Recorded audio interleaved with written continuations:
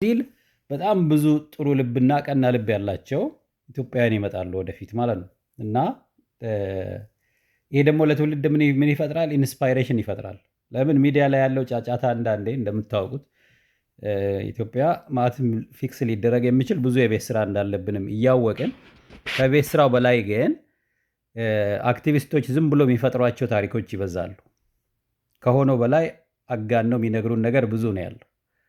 ለሁለተኛ ነገር የተለያየ አደጋ ኢትዮጵያ ውስጥ ሲፈጠር ቶሎ ብሎ የሆነን አካል ተጠያቂ የማድረግ የሆነ አላደል እንደዛ ተቀነባብረው ስለሚሰሩ ወንጀሎቹም ሲሰሩ በተለይ ማህበረሰቡን ያተኮረ የፖለቲካ አጀንዳ በሚደረግ ሰዓት ማህበረሰቡን እየጎዱ የፖለቲካ አጀንዳ የማድረጉ አካሄድ ምን ያህል ውስብስብ እንደሆነና የዋህ ልቦችን ቅን ልብ ያላቸው ሰዎችን እንደሚያሰናክልና እንደሚጎዳ እገምታለሁ። እና የእንዲህ አይነት ወጣቶች ወደፊት መምጣት ለሀገራችን ለሕዝባችን በጣም ትልቅ ነገር ነው እና ይህንን ነው እንድታዩና የበለጠ ያልሰማችሁም እንድትሰሙ እንድታዩት የፈለግኩት እና ዝም ብዬ አይቼ ከማለፍ ለራሴ ደጋግሜ አይቼዋለሁ። ምክንያቱም የኢትዮጵያ ላይ አንዳንዴ እንግዲህ ወጣቶች ጋር ስለምሰራ ብዙ ነገሮች ኢትዮጵያ ውስጥ የሚሆኑ ነገሮችን ይከታተላሉ። አሁን ምናልባት ውጭ ሀገር ስላለን ሩቅ ነው ያለነው ሊመስል ይችላል። አይደለም። አብዛኛው ኢትዮጵያ ውስጥ የሚኖረው ሰው በየቀኑ የሚኖረውን ላይፍ ከማህበራዊ ሚዲያ ያገኛለሁ። እኔ በየቀኑ ከወጣቱ ጋር ኢንጌጅ አደርጋለሁ። በየቀኑ አስተምራለሁ። እግዚአብሔር ይመስገን አሁን 6000 ፎሎወር ደርሷል የኔ ዩቲዩብ ማለት ነው። እና ይሄንን 6 ሚሊዮን አድርጌ የበለጠ አሳድጌ 600 ሚሊዮን ሆኖ ብዙ ቦታ እንዲደርስ ፈልጋለሁ። እና በጣም ትልቅ ድሪም ነው ያለኝ። ትልቅ ያወጣሁት እቅድ አለ እና ይህንን እቅድ እንደገና በድጋሚ ያሳያቸዋለሁ። ሌሎቻችሁም ተግባራዊ እንድታደርጉት። አሁን አልጋይ ላይ ነው ያለሁት እና ከአልጋይ ፊት ለፊት ምን እንዳለ ለምሳሌ ይኸው ይሄ አልጋይ ነው እንደምታዩት እና እዛ ጋር ፊት ለፊቴ ላይ ምን አለ? የ30 ዓመት እቅድ አለ ማለት ነው። እና ምናልባት እዚህ ድረስ አሁን 15 ደቂቃ አልፈዋል እና እዚህ ድረስ መጥታችሁ የማየት እድል ያገኛችሁ የምታስተውሉ ምናልባት የበለጠ ብነግራችሁ ልትጠቀሙ የምትችሉ ኢትዮጵያውያን ናችሁ የምትሆኑት። እና እስቲ ዘርዘር አድርጌ ልንገራችሁ፣ አዳምጡ። አሁን የ30 ዓመት እቅድ ነው። እግዚአብሔር ይመስገን ዛሬ ደርሻለሁ። ከአሁን በኋላ ያለውንም እሱ ስለሚያውቅ ያውቃል፣ እርግጠኛ ነኝ።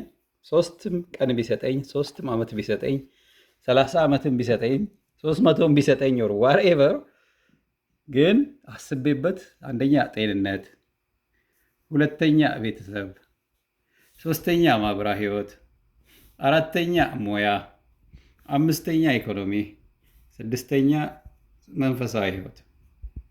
በእነኚህ በስድስቱ ኤሪያዎች የታቀደ እቅድ አለ ፊቴ ላይ። ይሄ ሁሉ በዋናነት ኢትዮጵያን መሰረት ያደርጋል። ከኢትዮጵያ ወደ አፍሪካ እንዲሄድ፣ ከአፍሪካ ወደ ዓለማችን እንዲሄድ የተሰራ መነሻው እኔ ነኝ። ከየት ይጀምራል? ከኔ ጤንነት ይጀምራል። ምሳሌ አንዳንድ ፑሽአፕ ምናምን ፖስት ሳደርግ አይታችሁ ሊሆን ይችላል። ይሄንን ይከተላል። 100 ፑሽአፕ በ30 ሰከንድ ውስጥ በአንድ ደቂቃ ውስጥ 100 ፑሽአፕ መስራት የሚል ተጽፎ ነው። ዝም ብሎ ለጫጫታ የተፈጠረ ነገር አይደል። ይሄ እኔ ግድግዳ ቤቴ መኝታ ቤቴ ግድግዳ ላይ የተቀመጠ ለእኔ ትኩረት እንዲኖረኝ እንደገና እንትን እንዳልል እየጀመርኩ እንዳላቆም ራሴን ለማስታወስ የተሰራ። ለምሳሌ 4 ልጆችን አዶፕት አደርጋለሁ የሚል ጽፌያለሁ። እግዚአብሔር ጸሎቴን ከሰማ እና ይሄ ይገባሃል ብሎ የሚሰጠኝ ከሆነ ፈጣሪ 4 ልጆችን ከ2 ልጆቼ በተጨማሪ 6 ልጆች ይኖሩኛል ማለት ነው። እና